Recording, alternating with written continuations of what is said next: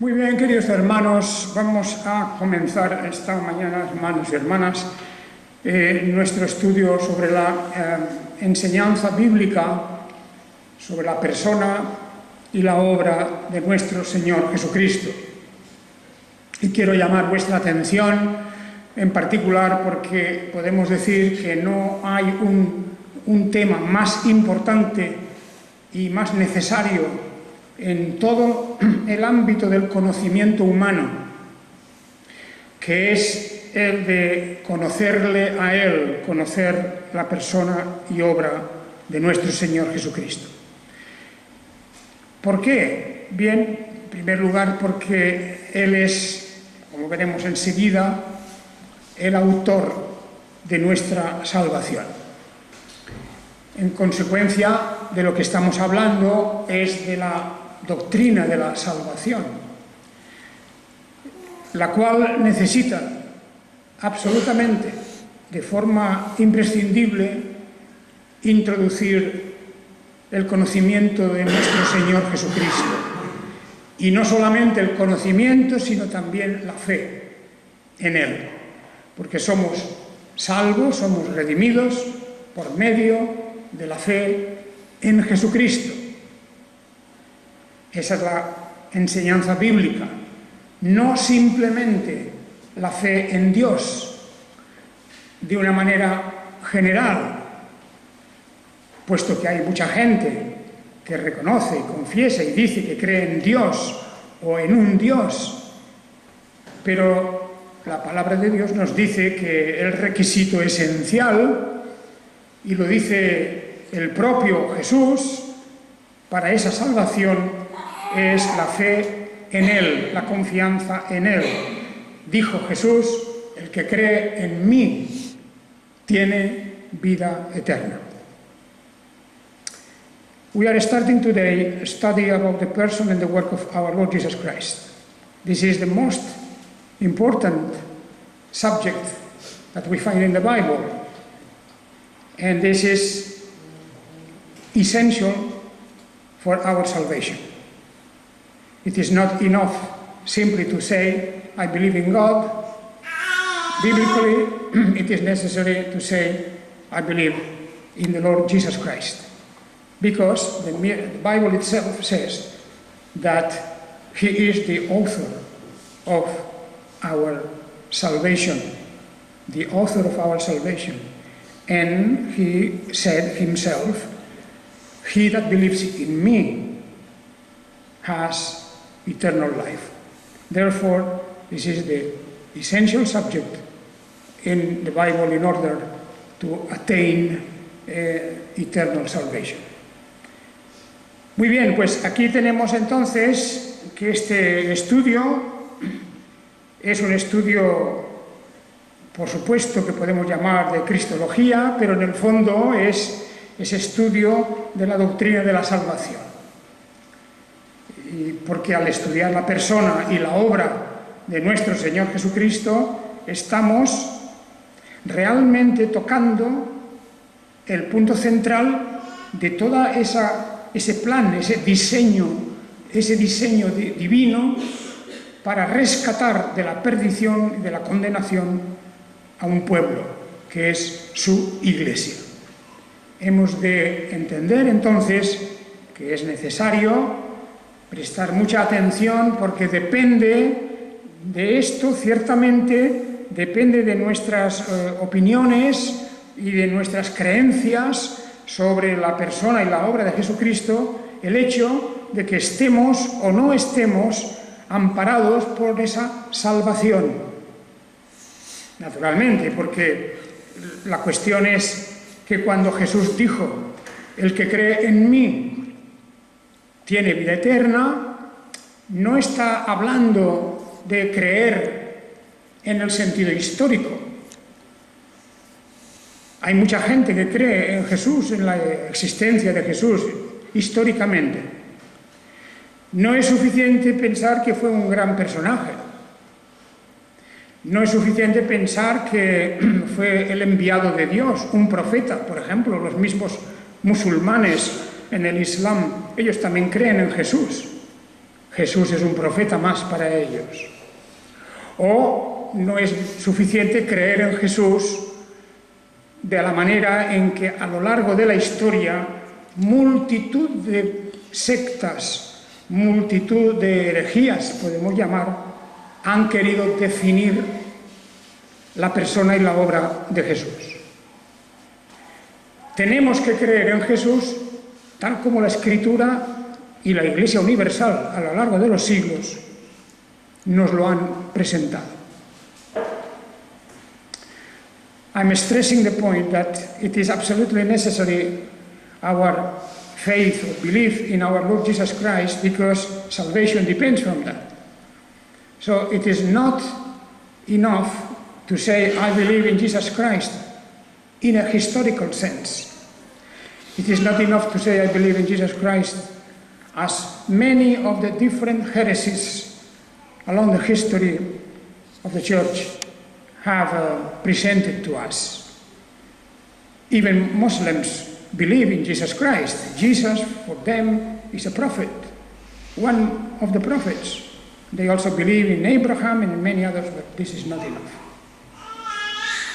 Por lo tanto, creo que el estudio sobre esta cuestión, y yo lo presento, bueno, como predicación, pero aquí la predicación siempre es una predicación doctrinal y con su personal aplicación para cada uno de nosotros, porque lo que yo pretendo es que a través de la Escritura y de la palabra que tenemos delante nuestro, lleguemos a una verdadera experiencia. Los que ya creen, pues ya está, pero también de poderle conocer más, de poderle amar más. De manera que hay dos frutos buenos que se pueden sacar de aquí, de todo este estudio. Uno es conocerle mejor. Ahí el apóstol Pablo, el gran conocedor de la persona y obra de Jesucristo, él quería seguir creciendo en el conocimiento de nuestro Señor Jesucristo. Nunca hay suficiente. Y por otra parte, pues, porque es evidente que hemos de ajustar nuestras creencias, nuestras opiniones, pero nuestras creencias, nuestra fe ha de estar colocada en el molde de la Escritura, de la doctrina bíblica. Pues no es lo mismo creer en Jesús como cree un musulmán, como cree un arriano, como cree uno de los antiguos herejías, los ebionitas, por ejemplo, los nestorianos, muchas de las diferentes herejías. Podemos decir que la persona de Jesucristo ha sido sometida a opiniones, a estudios, casi como una disección por una mala interpretación de las Escrituras. Y por lo tanto es un ejercicio de una interpretación adecuada,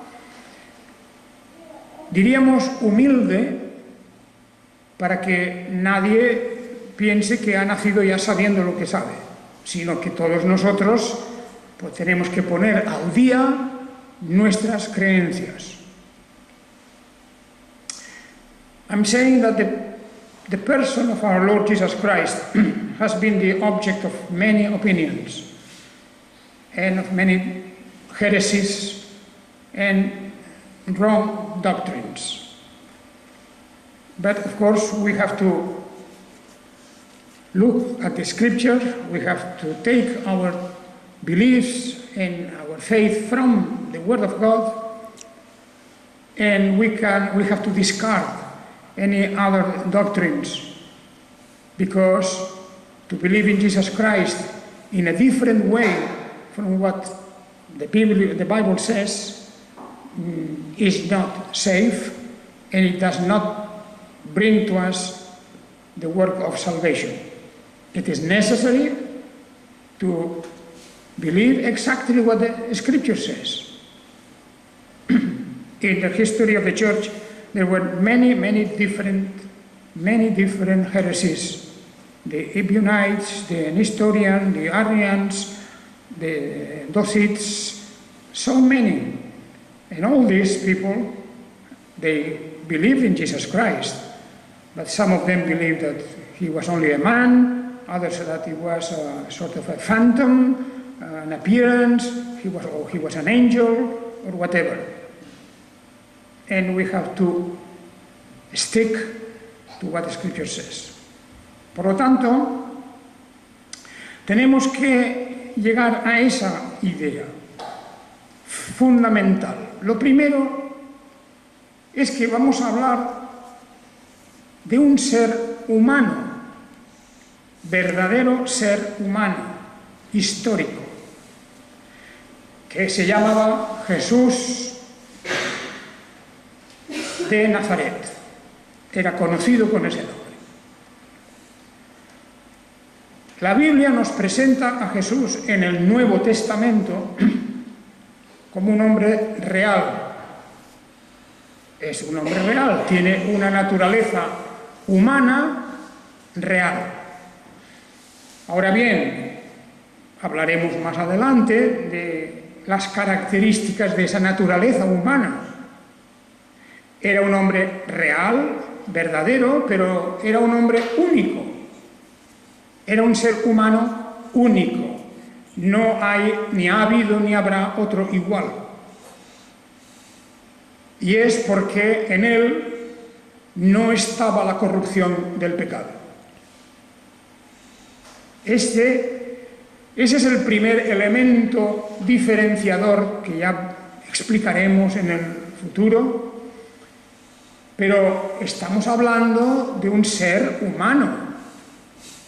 No estamos hablando del arcángel Rafael, no estamos hablando de algún otro ángel, Gabriel, por ejemplo.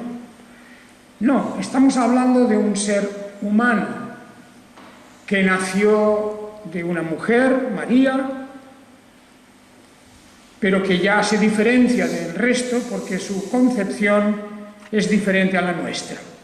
No obstante, tenía una naturaleza humana real y auténtica porque él había crecido y se había gestado en el vientre de una mujer y nació como los demás.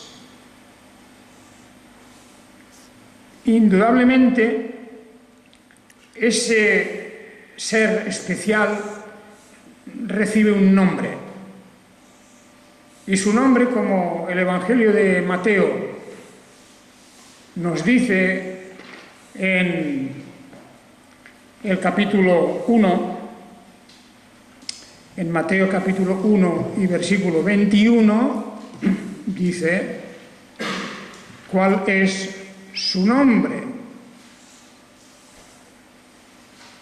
Y así el ángel le dijo a María, le dijo a José y también a María, le dice: y dará a luz un hijo y llamarás su nombre Jesús, porque él salvará a su pueblo de sus pecados.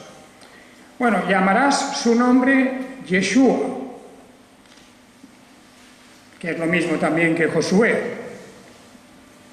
Yeshua, Jesús, en la forma latina es Jesús, pero el ángel que aparece aquí cuando el nacimiento de Jesús, cuando José que era el marido de María, pero que no era el padre de Jesús. Esa es una enseñanza bíblica que la hemos de estudiar también nosotros, sobre la concepción de Jesús, el origen real de la humanidad de Jesús. Pero aquí el texto dice pues que su nombre será Jesús, porque la palabra Jesús o Yeshua significa Salvador, y a partir de ahí dice cumplirá una tarea, una gran misión, que es salvará a su pueblo de sus pecados. Now, the person of our Lord Jesus Christ is as I'm saying, absolutely necessary to take our knowledge from Scripture. There were so many opinions, as I said, but there's only one that can really bring salvation to the world. And to us in the church, we have to witness about our Lord Jesus Christ as a true man and as true God. As a man, and we're going to study the humanity of our Lord Jesus Christ, who was a real humanity, only different because he was a unique person, a unique man. There was in him no corruption from the original sin. And then we have to say also his name is Jesus, Yeshua, which means Savior. And that was why it was told to Joseph, the husband of Mary, it was told that his name will be Jesus because he will save his people from his sins. Now, this is therefore our subject in the future. We are going to study this for many, many weeks. Muy bien, pues ahí tenemos esta cuestión, cómo se nos dice que Él es Salvador. Pero ojo, hay también una expresión que no podemos olvidar y nunca podemos pasar por alto o minimizar, que es la que los apóstoles testificaron en el libro de los Hechos. En el libro de los Hechos, en el capítulo 4, I'm referring now to the book of Acts, chapter 4 and verse 12, en Hechos 4 y versículo 12, 4:12. Dice, este es el discurso de Pedro ante el Sanedrín. Now, this is the speech of the Apostle Peter in front of the Sanhedrin. Este discurso de Pedro ante el Sanedrín es un discurso memorable porque es un discurso cristocéntrico totalmente. Es la persona de Jesús, el Mesías, el ungido, en griego el Christos, pero en la lengua hebrea que ellos, o aramea que estaban ellos hablando aquí, es Mashiach, el Mashiach, el Mesías. Y acerca de este discurso, que lo trataremos varias veces, que es un testimonio profundo de los apóstoles sobre la persona de Jesucristo. Now, in verses 11 and 12, Acts 4, 11 and 12, 11 y 12 dice, este, o sea Jesús, es la piedra reprobada por vosotros los edificadores, la cual ha venido a ser cabeza del ángulo. La piedra angular de un edificio, aquella piedra donde se sostienen los muros y que tiene que ser, que es imprescindible totalmente. Pues dice, y en ningún otro hay salvación, porque no hay otro nombre bajo el cielo dado a los hombres en que podamos ser salvos. Tomemos nota de este texto, porque saldrá muchas veces, como también ha de salir de la carta a los hebreos, el hecho de que en él tenemos nada menos que al autor de nuestra salvación. Porque no hay ningún otro. No hay ningún otro significa no hay ningún otro. La salvación está exclusivamente en Él.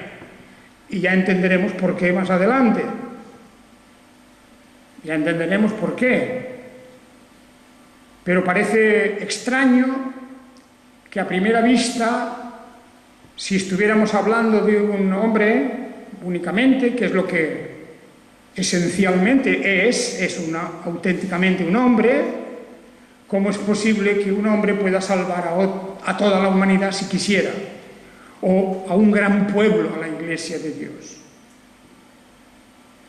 Y es realmente porque el misterio grande de lo que hemos de ver en el hombre nuestro Señor Jesucristo hay dos naturalezas de las que hablaremos.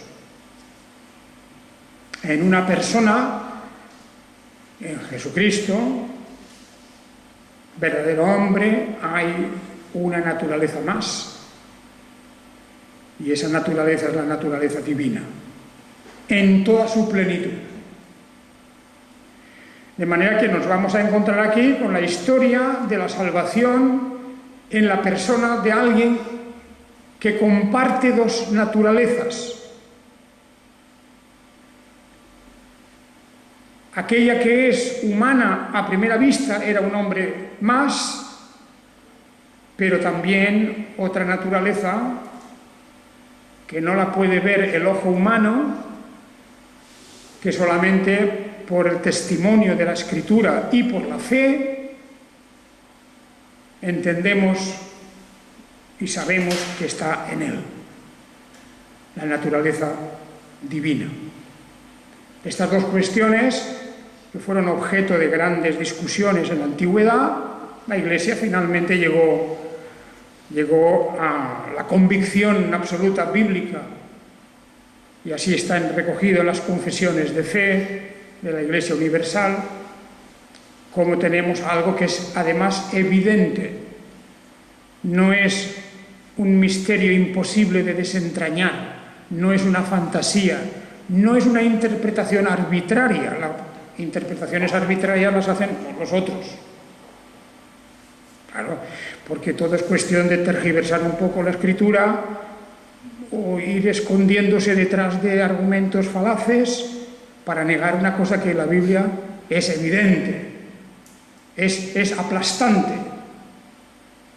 El testimonio bíblico sobre la verdadera naturaleza y la doble naturaleza de Jesús. Now I am saying that the question here, the main important question is that we really get to know the true teaching of Scripture about the Lord Jesus Christ. Jesus Christ was a man, a historic man, and the Bible explains to us how he was born, etc. But then the Bible tells us something. He was a man, but he was not only a man. So that together with the human nature, the true human nature without sin, there was in his person another nature. He had also the divine nature, so that we find in him someone who is a man and who is God. And that is the question. Now, only in this faith, only in this belief, we can have salvation in him. And that is the most important question, because the Bible is explaining to us, telling us that outside him there is no salvation. And that is an essential question that we have to bear in mind. Muy bien, pues esta doctrina, que es capital, es el centro de todo el cristianismo. El cristianismo tiene un parentesco con el judaísmo, pero no es la misma cosa. El judaísmo es la mitad de la historia. La otra mitad está en la venida de nuestro Señor Jesucristo. Aquel que, siendo Dios, no tuvo el ser igual a Dios como una cosa a la que aferrarse, sino que se despojó de su gloria, nos dice la carta a los Filipenses, y se hizo como un siervo, y tomó carne humana, se hizo de naturaleza humana, lo cual fue una humillación porque se hizo menor que los ángeles. Y en esa naturaleza humana, menor que los ángeles, en esa humillación voluntaria, porque el ser igual a Dios quiere decir que disfruta de la esencia de Dios, de la naturaleza de Dios, podría haber sido una razón para decir: rechazo esta humillación tan grande, de despojarme, quitarme atributos, gloria, facultades y hacerme un ser humano y vivir como él vivió, expuesto al odio, a la calumnia y finalmente al dolor y al sufrimiento. Pero no lo hizo. No hizo eso, no rechazó.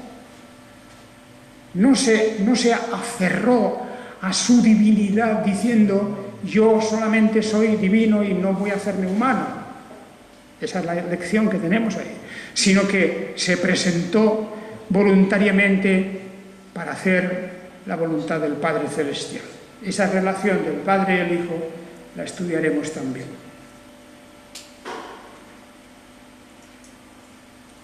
Now, therefore, the question is that we understand the relationship of the human and the divine natures in our Lord Jesus Christ. In the letter to the Philippians, Paul, the Apostle Paul, says that he was not against this act of humility to become a human being. He who was God, with all the glory of God, he stepped down and he became a man. Under the angels, inferior to the angels. Just a man with that great privilege. There was no sin in him. Muy bien, pues toda esta cuestión es la venida, lo que se va a considerar ahora también, es como el nacimiento de Jesús, la venida de Jesús como hombre, es un acto que se prepara desde antes de la fundación del mundo. Todo está preparado y estudiado antes que existieran los cielos y la tierra. Ya entonces, en la plenitud de la divinidad, existía el plan de la redención, el plan de la salvación. Antes de que se creara el ser humano, antes de que hubieran ángeles, antes de que existiera el universo mismo, en la mente de Dios existe ya el plan de redención que se va a realizar en la persona del Hijo y encarnándose en la persona de Jesús. Hablaremos de la expresión bíblica del Hijo de Dios. Es necesario, yo quiero explicar esto adecuadamente, pero no es demasiado difícil tampoco, porque la expresión Hijo de Dios, cualquiera que esté familiarizado con la lengua en la que estas cosas se escribió, la lengua hebrea y el mundo semítico, hijo de significa participante de la misma naturaleza o perteneciente al mismo gremio, diríamos, puede ser, o muchas otras formas. En el caso de la divinidad, hijo de Dios significa de la naturaleza de Dios. De la naturaleza de Dios. Y esto es importante que hablemos de la diferenciación entre la cuestión de persona y de naturaleza. Naturalmente, puede parecer un poco difícil, no creo yo que sea tanto. Bien, primero porque la Biblia es clara en esto. Jesús es Dios porque es eterno. eterno, de eternidad a eternidad, porque es el primero y el último, el alfa y la omega. Y Él es Dios porque nadie puede salvar sino Dios, y nadie puede perdonar los pecados sino Dios. Y Dios en Jesucristo es quien perdona los pecados.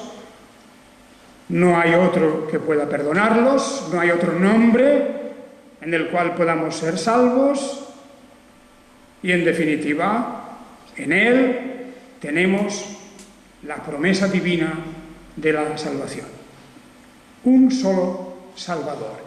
En el Antiguo Testamento, Yahvé, Dios Yahvé, le dice a Israel: yo soy tu Salvador y fuera de mí no hay quien salve. Claro, fuera de Él no hay quien salve. En el Nuevo Testamento tenemos la misma idea: fuera de Jesús no hay quien salve. No hay otro nombre dado a los hombres bajo la tierra en que podamos ser salvos. Now, the key doctrine here will be the complex question of the two natures. Jesus Christ as a man, that is easy to understand. But Jesus Christ as God, that is not so easy to understand. Practically all the heresies in the history of the church come from denying the one or the other. Some said he is not God, and others said he is not a man. He's just a vision, he's a phantom, he's a spirit. The question is that the Bible tells us he is both things in one person. He shares the human nature and he is of the divine nature. And that is absolutely essential because there is no other name. We read in the book of Acts, and there is nothing else. In Scripture, there is no other Savior.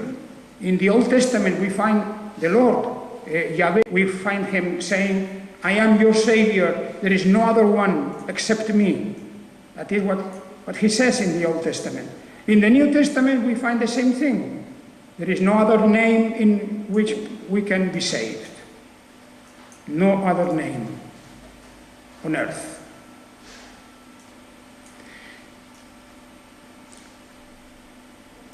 Por lo tanto, hermanos, tenemos aquí que entender estas cosas que las iremos desarrollando, pero que yo las resumo ahora muy rápido para que veáis por dónde va a ir nuestra explicación. Pero hay otra cosa. La venida del Señor Jesucristo es un hecho preparado, como decía hace un momento. Es preparado. Tiene algo extraordinario porque cada suceso en la historia de la humanidad, por remoto que sea, tiene una coincidencia con el plan de Dios de traer salvación a la humanidad que se encuentra en una situación de condenación. Ahí está la cuestión. Por lo tanto, podemos decir que hay una preparación que por una parte tiene un lado negativo. Por ejemplo, cuando Dios deja que la humanidad se desarrolle, incluso después de la gran destrucción del diluvio. El diluvio universal fue un momento en que Dios hace ver que Él podría haber hecho desaparecer todo. Le dolió a Dios en su corazón ver la corrupción de la humanidad. Dios había dejado que de Adán y Eva se fueran multiplicando, pero llega un momento, en el tiempo de Noé, cuando Dios hace como una especie de, vamos a decir, de reflexión. Le dolió tanto ver la corrupción de la humanidad en los días de Noé, que dijo, vamos a destruirlo todo. Pero, sin embargo, ahí viene el momento en que Dios decide finalmente librar a una familia, la familia de Noé, y volver de nuevo. Todo eso está dentro de un plan eterno, ya lo sabemos. Pero es una lección que Dios da. Es para que pensemos nosotros, tan grave era la situación, tan grave sigue siendo hoy, tan grave en la humanidad, el pecado está ahí, la corrupción, la violencia, la injusticia, el dolor, la muerte, todo eso está ahí todavía, pero en ese momento Dios parece como que dice, para que aprendamos esa gravedad, que lo va a destruir todo. Y por fin queda la familia de Noé. Y la corrupción al poco tiempo se reproduce de nuevo, otra vez. Y por eso continúa adelante el plan de Dios de la salvación. Now, what I'm saying is that in the history of the world, the preparation for the coming of our Lord Jesus Christ has one negative aspect, in the sense that the pagan world was left to go on in its own corruption. And there was a time when God even considered the question of destruction, total destruction. That was in the time of Noah. And of course that was not part of the plan. Total destruction was not in the mind of God, but it was a warning to us. There are enough reasons for God to end the whole history like it happened in the time of Noah. Perhaps in our time today, things are not better than in the times of Noah and the flood. So, because we see so many things around us. But that was the negative side. Also the absolute impotence, the helplessness of human being to recover the knowledge of God. They could not do that for their own strength. So, hay otra cosa, y con esto casi terminaremos ya. No solamente la cuestión de la corrupción, que esa fue una parte, el diluvio y la destrucción, es una parte de la historia de la redención, es una gran lección, es un aldabonazo que Dios da para decir, mirad lo que podría hacer en este momento, tan grave es la situación, que solamente quedó esta familia. Y también hay la completa impotencia. Lo que estamos viendo es la impotencia del ser humano para recuperar el conocimiento de Dios. No pudieron en los tiempos desde Adán, desde Caín, hasta el tiempo de Noé, no se pudo el hombre regenerar a sí mismo. No pudo recuperar el conocimiento de Dios, no pudo entrar en el camino verdadero de la salvación. Las cosas continuaron igual después de Noé y vemos otra vez la corrupción. Vemos luego Sodoma y Gomorra, vemos Babel y tantas otras cosas. De manera que en todo eso podemos ver que Dios deja que se vea palpablemente el alcance del pecado, de la transgresión de Adán y Eva. ¿A dónde lleva eso? Lleva a la degeneración del ser humano. El ser humano sin Dios degenera. The human being without God degenerates, morally, spiritually. A different thing is technology or science. That is a different thing, but not so different, because there are also consequences there. Y por último, my last reflection here this morning is, just as there was a negative preparation, there was also a positive preparation for the coming of our Lord Jesus Christ. Había una preparación negativa, como es toda la historia del mundo pagano, pasando por el diluvio y luego la historia siguiente, pero también había una preparación positiva. Dios preparó la venida del Señor Jesucristo a través de cómo Él guía la historia de la humanidad, particularmente la historia que nace a partir de Abraham y la creación de un pueblo, de una nación, de la cual vendrá, según la carne, según la naturaleza humana, vendrá el Salvador, Jesucristo, descendiente de Abraham. Y esa es la preparación positiva, como también la ley de Moisés, la entrega de la ley de Moisés, eso es una preparación positiva, porque la ley de Moisés fue dada, como dice la carta a los romanos, para que conociéramos lo que es el pecado, para que tuviéramos conciencia del pecado. Si no hay un código que marque lo que es legal y lo que no es legal, no sabríamos nunca en qué terreno estamos.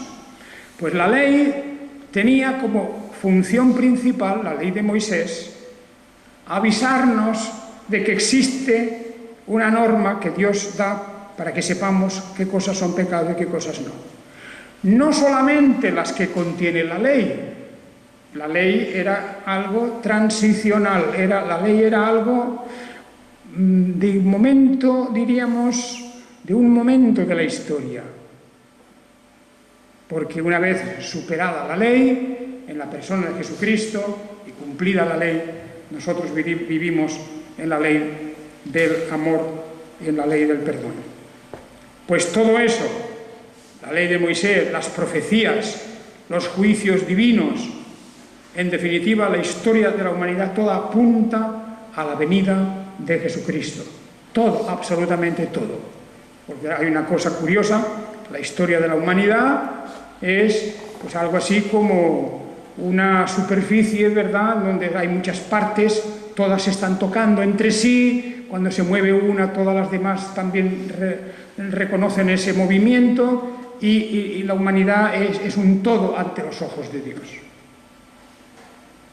Y por eso Dios ha cuidado de esa manera la venida de nuestro Señor Jesucristo.